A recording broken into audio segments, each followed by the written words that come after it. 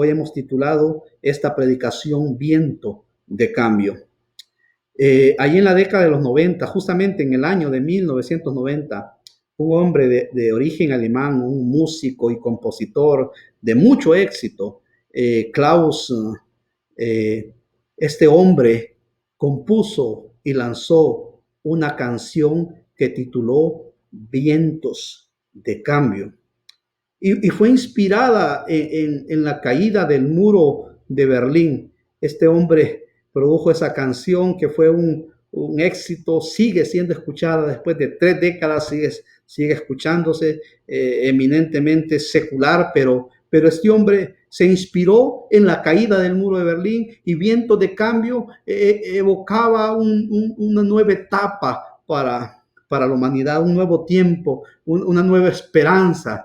Sin embargo, después de 30 años, después de 3 décadas, esa esperanza y esos vientos de cambio se han diluido, porque 30 años después no tenemos un mundo mejor. 30 años después no tenemos un mundo más ecuánime. 30 años después no tenemos un mundo más solidario. 30 años después, esos vientos de cambio anunciados se han desvanecido, porque esa esperanza fue sustentada en la voluntad, en la buena voluntad del hombre, que es una contradicción a todas luces. No puede existir una buena voluntad del hombre alejado de Dios. Las naciones han decidido sacar a Dios de sus pactos sociales. Las naciones decidieron sacar a Dios de sus sistemas educativos. Las naciones decidieron que no necesitan a Dios. Es imposible que hayan vientos reales de cambio en una humanidad alejada de Dios. Pero yo en esta mañana, yo quiero hablarte de un viento de cambio. Yo en esta mañana quiero hablarte de algo real, de algo que sucedió, de algo que permanece, de algo que es cierto y es verdadero, un verdadero viento de cambio. Yo, para hablarte de esto, mi hermano, mi amigo, en esta mañana es necesario que nos vayamos a la Biblia, el maravilloso libro que Dios nos ha dejado, el libro con el cual nos regimos. Y en el libro de los Hechos, en el capítulo 2, verso 1 al 4, dice, verso 1, cuando llegó el día de Pentecostés. Ok, mi hermano, mira, eso es lo maravilloso de la palabra. Por eso debemos leer la palabra desde el Génesis hasta el Apocalipsis, y verás, luego nos damos cuenta de toda la hilaridad que tiene la palabra, cómo cosas dadas en el antiguo pacto cobran un sentido. Por eso lo hemos dicho en otras ocasiones, que el Antiguo Testamento es como un montón de luces que apuntan, que iluminan la figura de Jesucristo. Todos los tipos, todas las sombras, los tipos hablan del gran antitipo de la persona de Jesucristo. Y así es cuando una de las cosas que hablan de la Biblia, de las evidencias, que la Biblia no es un libro cualquiera, que la Biblia realmente es un libro de origen divino, es su hilaridad, es su consistencia, es que es un libro tan consecuente que, a pesar de haber sido escrito en épocas totalmente diferentes, a lo largo de muchos periodos, de centenas de años, por personas diferentes, en culturas diferentes, en momentos históricos diferentes, mantiene una perfecta hilaridad y es consecuente, y es algo maravilloso. Por eso cuando leemos la Escritura, tenemos que darnos cuenta de estas cuestiones. No podemos leerlo como un libro cualquiera. El libro de los Hechos nos dice, cuando llegó el día de Pentecostés. Pentecostés significa 50 días después. 50 días después. Y vea esto. La tradición judía nos enseña que el pueblo de Israel tenía fechas importantes en su calendario que se celebraban como días de fiesta. Uno de esas fiestas muy importantes era la fiesta de la Pascua. En la fiesta de la Pascua se celebraba la liberación del pueblo de Israel de la esclavitud de Egipto. Esa era la celebración. Y en ese día el pueblo era instruido y fue ordenado a que la primera gavilla cortada de la cebada fuera presentada delante de Dios. Se celebraba la liberación del pueblo. En el antiguo pacto, 50 días después de la fiesta de la Pascua, se celebraba la fiesta de Pentecostés. Ahí el pueblo, ya con la cosecha, traía las primicias delante de Dios. Pero también nos enseña la tradición judía que en ese día también fueron entregadas las tablas de la ley al pueblo de Israel. Las tablas de la ley fueron entregadas al pueblo de Israel. Y acá en el libro de los Hechos, cuando llegó el día de Pentecostés, dice, 50 días después, pero mira, en el antiguo pacto,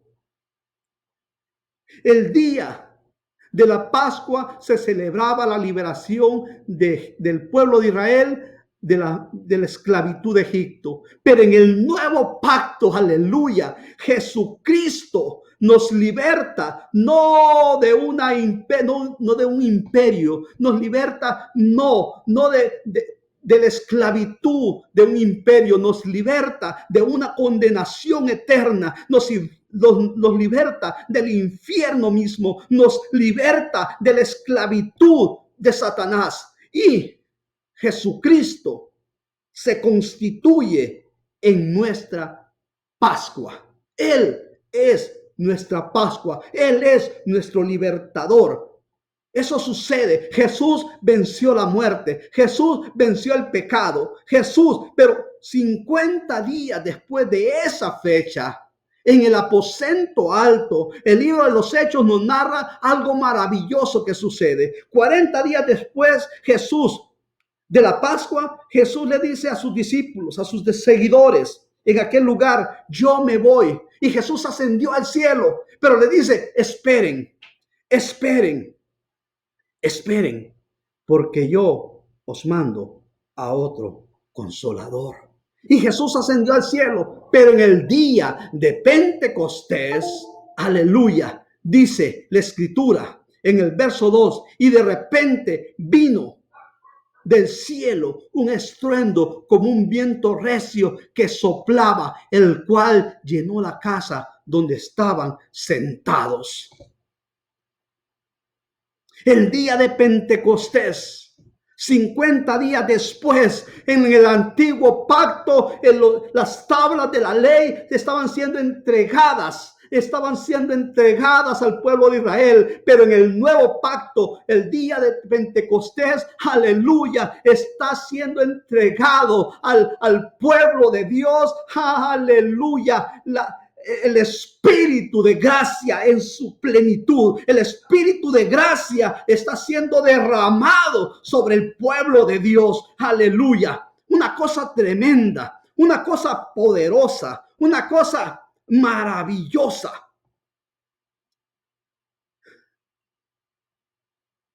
De repente vino del cielo un estruendo como un viento.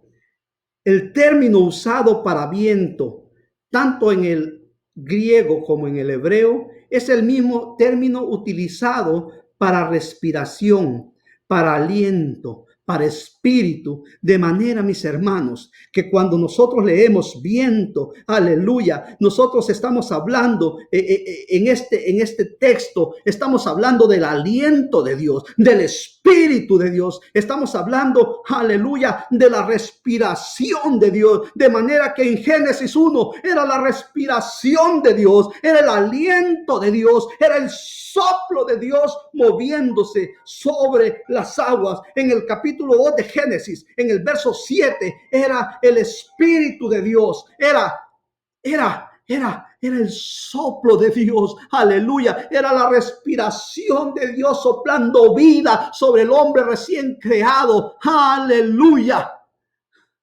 Fue la respiración de Dios, fue el soplo de Dios, fue el viento de Dios moviéndose sobre los huesos secos de Israel para darles vida, para restaurarles vida, para darles fuerza. El Espíritu de Dios, el viento de Dios, el soplo de Dios. Hoy, mis hermanos, yo quiero predicarte de un viento de cambio, un viento que realmente ocasionó, aleluya, cambios maravillosos, que transformó destinos, transformó vidas, sigue transformando. Viento de cambio, es un viento glorioso, es el respirar de Dios, es el aliento de Dios. Con esto en mente, mis hermanos, permíteme hablarle de algunas características de este viento que lo hace tan maravilloso. Es un viento repentino. De repente, mira, mis hermanos, dice la Escritura, de repente. ¿Cuánto tiempo pasó? Jesús ascendió al cielo y les dijo a sus seguidores, esperen. Y aquí hay una maravillosa enseñanza, mis hermanos, lo valioso en el pueblo de Dios de aprender a esperar. Esperen. Posiblemente aquellos creyeron que ese esperar se iba a solucionar en cuestión de horas. Ese esperar rápido pasaría, al final de la tarde esto terminó y ese Espíritu de Dios estará con nosotros. Tal vez pensaron, 1 o 2 o 3 días serán suficientes, pero no fueron 1, ni 2, ni 3 días, fueron 10 días esperando. Pero la Biblia nos enseña, que los que esperan en Dios no fracasarán. La Biblia nos enseña que los que aprenden a esperar en Dios no serán avergonzados. Los que aprenden a esperar en Dios no serán desilusionados. Los que esperan en Jehová tendrán nueva fuerza. Los que esperan en Jehová caminarán y no se cansarán. Los que esperan en Jehová tendrán nueva fuerza, levantarán alas, aleluya. Los que esperan en Dios, estos hombres decidieron esperar en Dios. No fueron 2, no fueron 3, fueron 10 días. Pero cuando eso sucedió, algo poderoso, algo que modificaría un viento repentino. Tú puedes crear un de repente en tu vida. Tú puedes producir un de repente que puede redirigir tu destino. Tú puedes provocar un de repente en tu vida que va a catalizarte y que te va a impulsar y que te va a eyectar hasta lo más alto del propósito de Dios en tu vida. Tú puedes provocar cuando esperas en Jehová, cuando esperas en Dios. Tú puedes esperar un de repente en tu vida, porque no es cuando tú lo decidas, no es cuando tú quieres, es cuando Dios en su soberanía determina hacerlo en su tiempo perfecto. Hechos capítulo 9. El Señor le dice a Ananías, ve a tal lugar, ahí está Saulo de Tarso, esperando, te vio en visión, que le imponías manos y que su vista era recuperada. Aquel hombre temeroso se fue porque conocía quién era Pablo, conocía lo que le hacía la iglesia. Pero llegó aquel en obediencia, llegó a aquel lugar, impuso manos sobre Pablo, sobre Saulo de Tarso, impuso manos y sus ojos fueron abiertos. Pero también de repente fue lleno del Espíritu Santo de Dios. Cuando tú esperas en Dios, un de repente en tu vida sucederá. Hechos capítulo 10, en la casa de Cornelio. Pedro no terminaba de hablar aún. Pedro estaba con su discurso, con su sermón todavía, pero de repente El poder de Dios, el Espíritu de Dios, un viento repentino, el viento poderoso de Dios se derramó sobre aquel lugar y sobre los que estaban ahí. De repente, Hechos capítulo 16, a medianoche, Pablo y Silas oraban. La esperanza que alaba, la esperanza que adora, la esperanza que no se cruza de brazos, la esperanza proactiva, la esperanza glorificando en medio de la tribulación, la esperanza glorificando en medio de la adversidad, la esperanza glorificando a Dios, aleluya. Y de repente, un fuerte terremoto, un fuerte temblor sacudió aquel lugar. De repente, tú puedes provocar de repente en tu vida con tu esperanza, con tu esperar en Dios, aleluya, con tu alabanza y con tu devoción. Hechos capítulo 28, Pablo pudo caer muerto de repente, pero el de repente que había sucedido cuando fue lleno del Espíritu de Dios fue tan poderoso que pudo anular, que pudo neutralizar el potente veneno de aquella serpiente, y Pablo pudo aplastar la cabeza de la serpiente. Mis hermanos, un viento repentino. Estamos hablando de viento de cambio y te estamos diciendo que es un viento maravilloso. Te estamos diciendo que es un viento repentino, que cuando aprendes a esperar en Dios, cosas maravillosas y cosas poderosas suceden en tu vida. Pero también es un viento que se hace sentir. Aleluya. Viento que se hace sentir, porque donde está la presencia del Espíritu de Dios no puede pasar desapercibida. Dice la Escritura, y de repente vino del cielo un estruendo. Sonó fuerte, sacudió aquel lugar. Aquellos hombres y mujeres estaban adorando a Dios, glorificando a Dios. Pero de repente, un viento fuerte, un estruendo sacudió aquel lugar. La palabra, el término usado para estruendo también se traduce como eco, también se traduce como sonido, como rugido, como fama.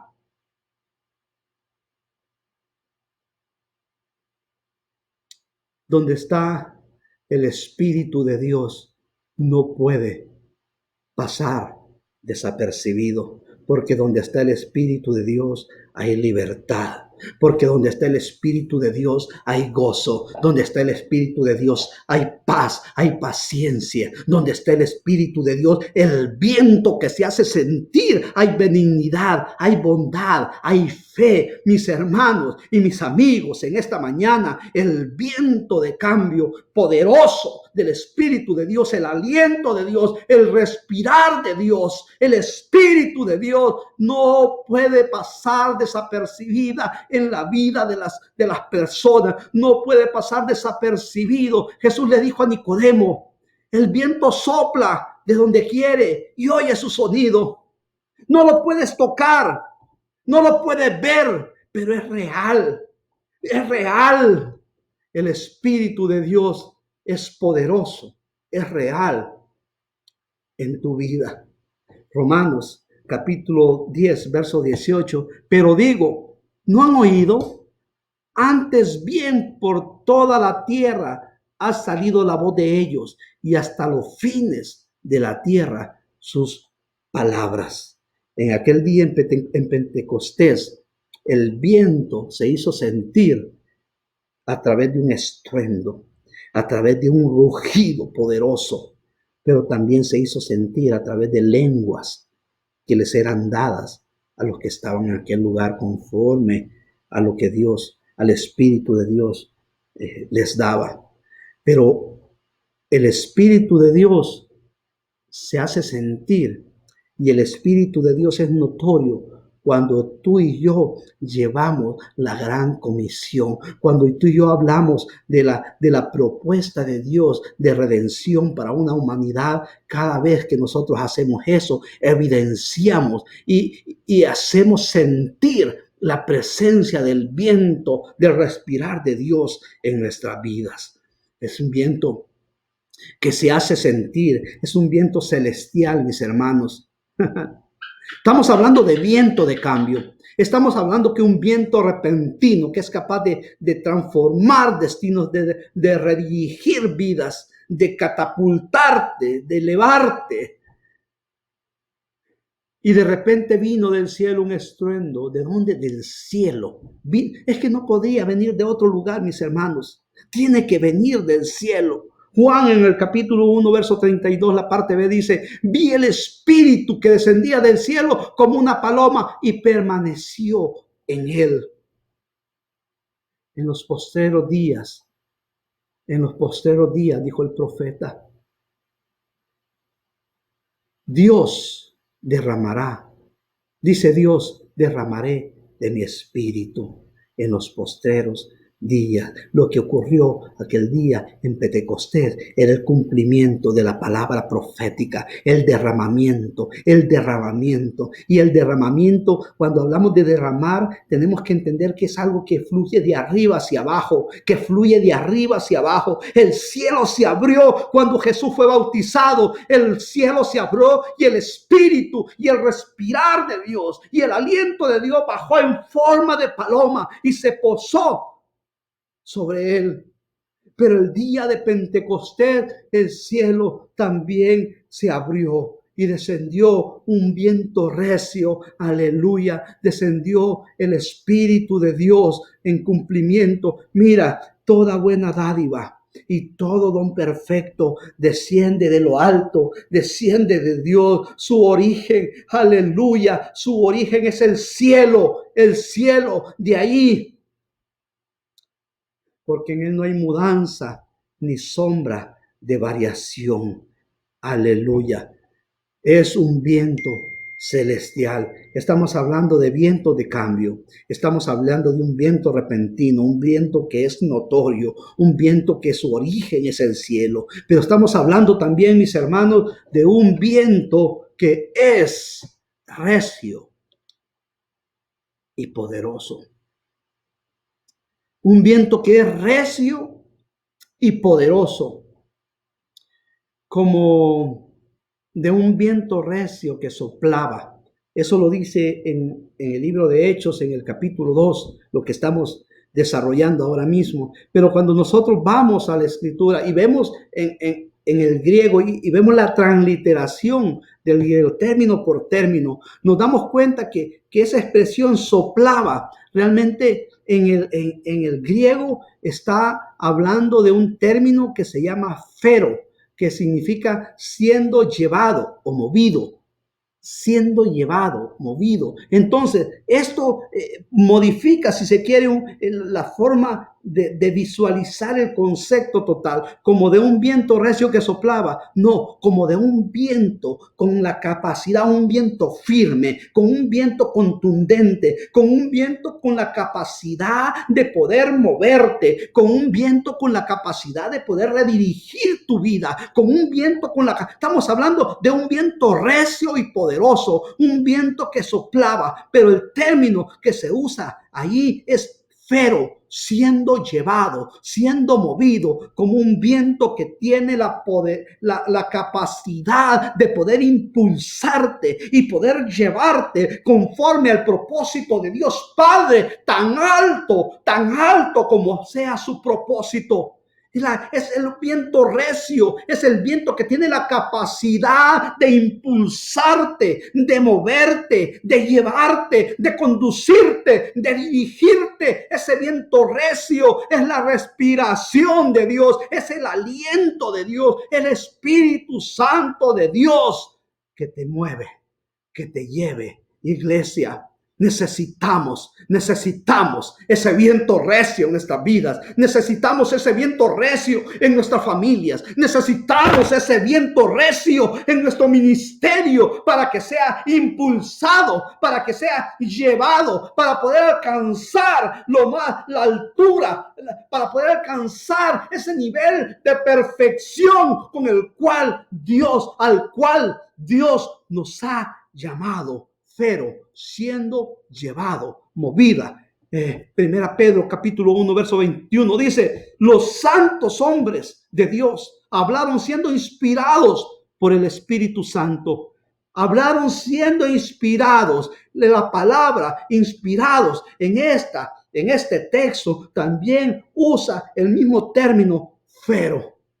O sea, ¿qué dice? Que los santos hombres de Dios fueron movidos, fueron llevados, estaban siendo llevados. O sea, viento recio es el viento que tiene el poder y la capacidad de poder agarrar la mano y la pluma de la geógrafo, del escritor santo y poder llevar, no escribir conforme a su experiencia, no escribir conforme a su voluntad, no escribir conforme a su propósito, no, el viento recio tiene la firmeza y tiene la contundencia de poder dirigir al escritor santo a escribir la voluntad y el propósito de Dios. Aleluya. Viento recio es el viento que tiene la capacidad de poder dirigir. Hechos, en el capítulo 27, en los versos 15, en el verso 22 y en el verso 27, utiliza el término fero, hablando de un barco que es impulsado por el viento. Mis hermanos y mis amigos, en este día necesitamos ese viento de cola que sea capaz de poder impulsarnos y llevarnos. Necesitamos en tiempos de oscuridad y en tiempos de crisis y en tiempos de aflicción y en tiempos de prueba, necesitamos el viento recio y poderoso del respirar de Dios, del aliento de Dios en nuestra vida para poder atravesar todo peligro, toda tempestad. Necesitamos el impulso del viento recio de la presencia de Dios en nuestra vida. Hebreos capítulo 6, verso 1, la parte B dice: vamos adelante a la perfección. Vamos adelante. Y el término, una vez más, utilizado para vamos adelante es fero. Que vamos adelante. Estamos siendo guiados, el viento recio moviéndonos, llevándonos adelante.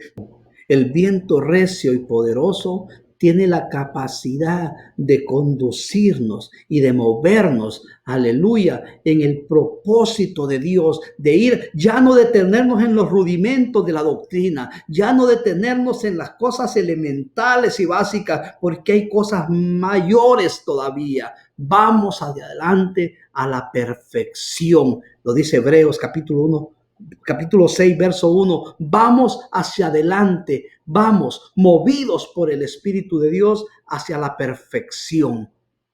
¿Y cuál es la perfección del ser humano? ¿Cuál es la perfección del hombre y de la mujer de Dios? Hay tres niveles de perfección. La perfección de Dios, que es una perfección absoluta, es inigualable. Él es en esencia perfecto, es una perfección eterna, es maravillosa. Está la perfección de los ángeles, que está en un nivel inferior, aún siendo perfecto. Su perfección no es como la perfección absoluta de Dios. Y en un nivel más bajo está la perfección del hombre y la mujer de Dios, que la perfección del hombre y de la mujer de Dios es buscar la voluntad de Dios para la correcta edificación del cuerpo de Cristo. Y para conseguir esto, mis hermanos, necesitamos ser impulsados por el viento recio que es capaz de llevarnos y conducirnos y llevarnos al propósito de Dios para nuestras vidas. Pero hay algo más que decir de este viento recio y poderoso. También es un viento ardiente que llena. Es un viento que purifica. En el Evangelio de Mateo, en el capítulo 3, verso 11, dice: yo a la verdad os bautizo en agua para arrepentimiento, pero el que viene detrás de mí, cuyo calzado yo no soy digno de llevar, es más poderoso que yo. Él os bautizará en Espíritu Santo y fuego. Verso 12, en Espíritu Santo y fuego. Aleluya. En Espíritu Santo y fuego. Verso 12. Su aventador está en su mano y limpiará su era y recogerá su trigo en el granero y quemará la paja en fuego que nunca se apagará. Aleluya. Mira, mi hermano, el verso 12 de su aventador está en su mano. ¿Ves la imagen que está abajo? Esa imagen, ves a un hombre que está con una herramienta y está lanzando paja al viento. Ese es un aventador. Cuando, cuando este pueblo realizaban la cosecha, el trigo, todo lo que cortaban, las pajas junto a las gavillas, eran llevadas a un punto, como eran copiadas en un lugar, eran amontonadas en ese lugar. Luego ponían a bestias a caminar sobre ellos para que el grano se desprendiera de la espiga y para que el grano más pesado se decantara y se quedara en el suelo. Entonces, luego de esto, que hacían toda esta labor, la paja quedaba revuelta y quedaba mezclada con el grano. Entonces, el aventador servía para eso. El hombre que se ocupaba de esto estaba lanzando al viento, y el viento cuanto más recio y cuanto más fuerte, más limpiaba, más fácil separaba lo que era la semilla buena, la semilla más pesada de la paja, de lo que no sirve, de lo que no se utiliza. Mis hermanos y mis amigos, dice la escritura, su aventador está en su mano. Aleluya. Yo te estoy predicando en este día de un viento de cambio, de un viento transformador. Es un viento ardiente que llena, un viento que purifica, un viento que purifica. Aleluya. El viento, el respirar de Dios en tu vida te limpia y te aparta y te quita todo lo que no sirve, todo lo que no necesitas, porque lo que tú necesitas es todo lo que honra y glorifica a Dios. Necesitamos ser purificados con la presencia y con el viento que arde del Espíritu de Dios.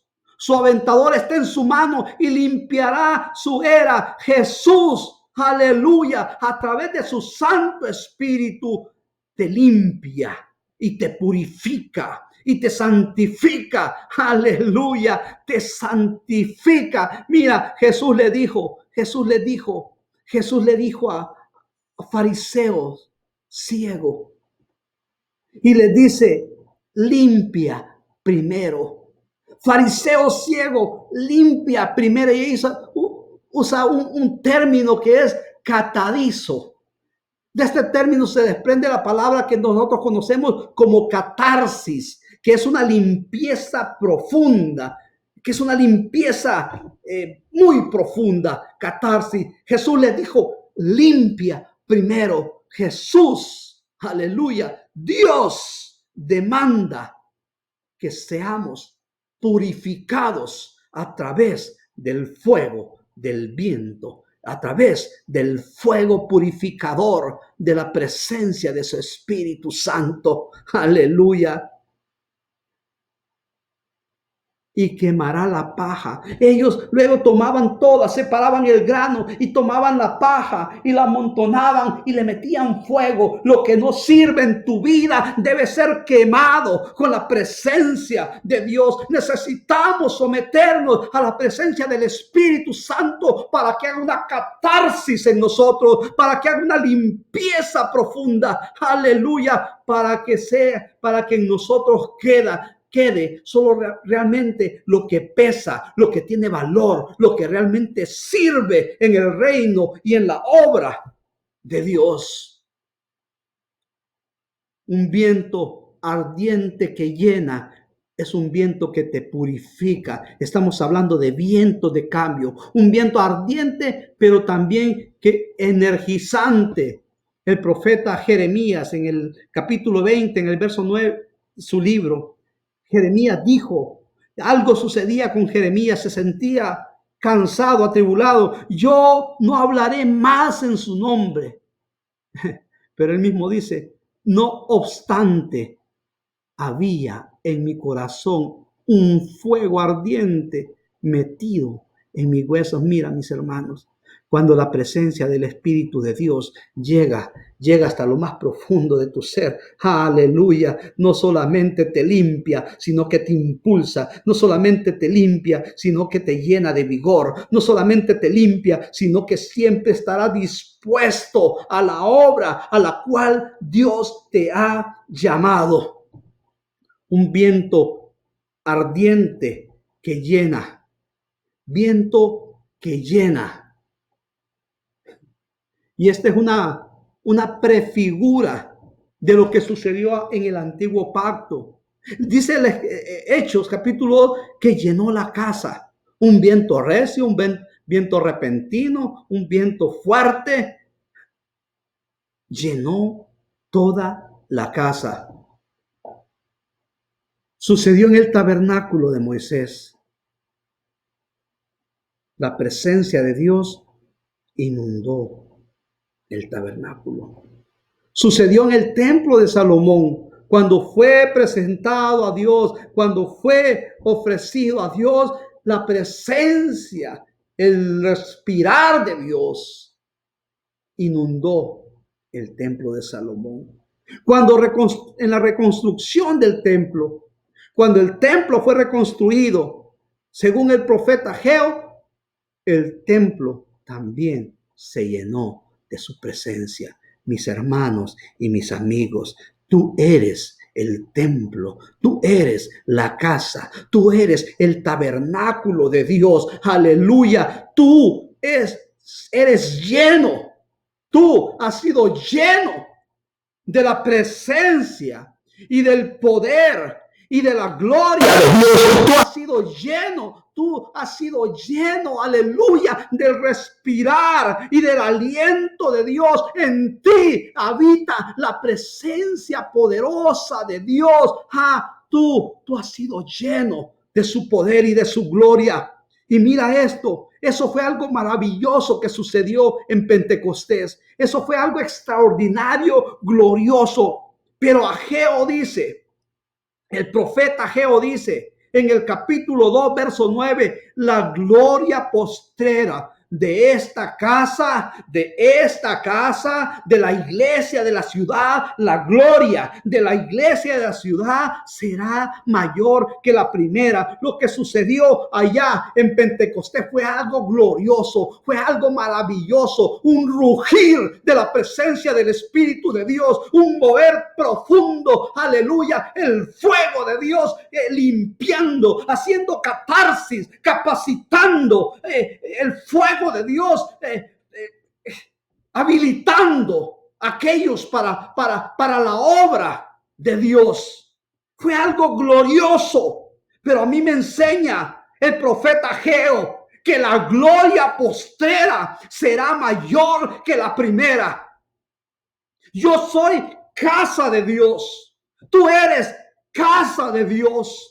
Y dice la escritura que la gloria postrera será mayor que la primera. Pero si hay algo que tienes que aprender, mi hermano, si hay algo que tienes que aprender en esta mañana, que esa gloria puede ser mayor en tu vida siempre y cuando tú aprendas de lo que hicieron aquellos que supieron esperar y que confiaron en la promesa de Dios. Tú tienes que aprender a esperar, pero también tienes que aprender a anhelar la presencia de Dios, a desear la presencia del Espíritu de Dios, a sentir una necesidad profunda del abrazo y del mover, del soplo, del respirar de Dios en tu vida. Tú tienes que anhelarlo con todo tu ser y cosas poderosas de repente sucederán en tu vida. La gloria postrera será mayor. Mis hermanos, en esta mañana yo te invito a que esperes en Dios, a que busques a Dios, a que provoques un de repente en tu vida. Yo te invito a que le permitas a ese viento recio hacer una catarsis, una limpieza en tu vida, y cosas maravillosas y cosas poderosas y cosas que tú inimaginables sucederán en tu vida. El poder de Dios y el poder del Espíritu de Dios en tu vida, aleluya, no tiene límites. Mis hermanos, que Dios te bendiga, que Dios te guarde. Iglesia, iglesia.